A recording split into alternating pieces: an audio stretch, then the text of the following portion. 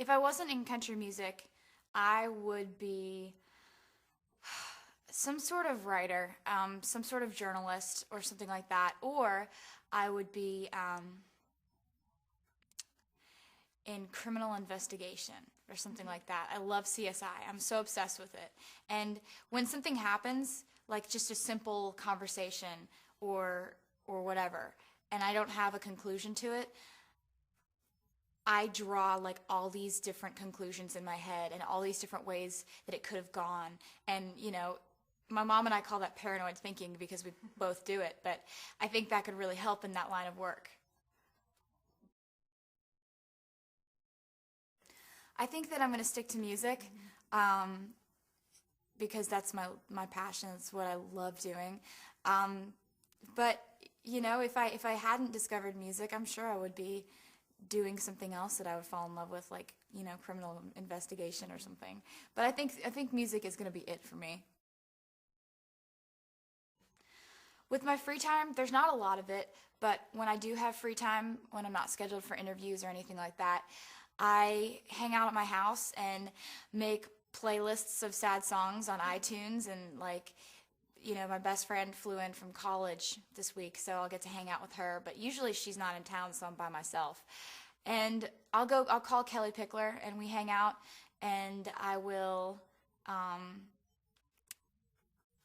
go on MySpace. I go on MySpace a lot, and that takes up a lot of my free time. Like, I love to make videos and edit them together and put them up on my MySpace. So that's what I do a lot of the time. People in my CD player and iPod right now, it's always Tim McGraw, and Katy Perry, and Jesse McCartney. I like his new album. One Republic, and I like to go song by song. Like, I love to, have a new favorite song of the minute. Like Paramore, they have a song called When It Rains that I have on repeat right now. Like, I'll go song by song, and like those favorite songs of the minute are like on my favorite songs playlist. My favorite television show is Grey's Anatomy all the way. That's my show. I couldn't live without it. I'm obsessed. And having a song on Grey's Anatomy was basically the best thing ever. I love Grey's Anatomy because I think it's the best example of dry, sarcastic humor I've ever seen, mixed with drama. Because in life, there's humor and there's drama. When you're watching comedies, it's like, that's awesome and it makes you laugh and it's light, but when a breakup happens on a comedy and they're all just like laughing about it all the time and they don't ever feel it, like, it's hard for me to buy that, because in real life, like, you laugh about some things but you cry about other things.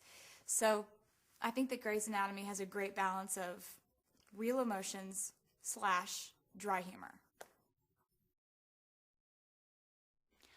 I think my request to anybody who becomes president would be to raise teachers' salaries, because I think that they have everything to do with the next generation of leaders and the next generation of Americans. The teachers are the people who influence us first, and I really want them to be happy so that they can believe in what they do.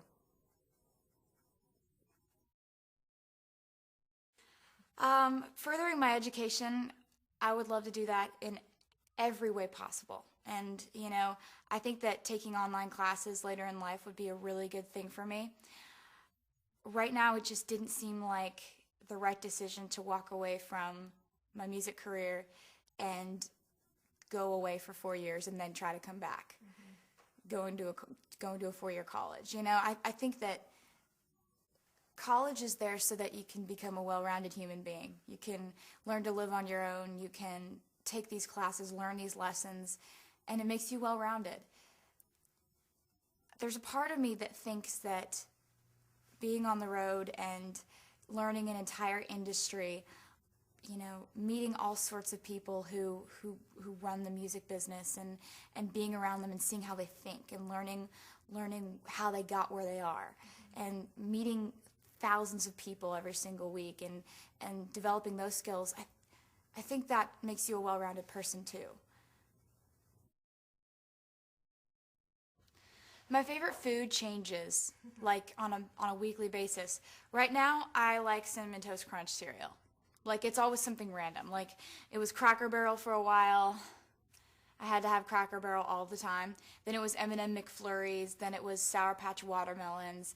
Then it was Pop-Tarts.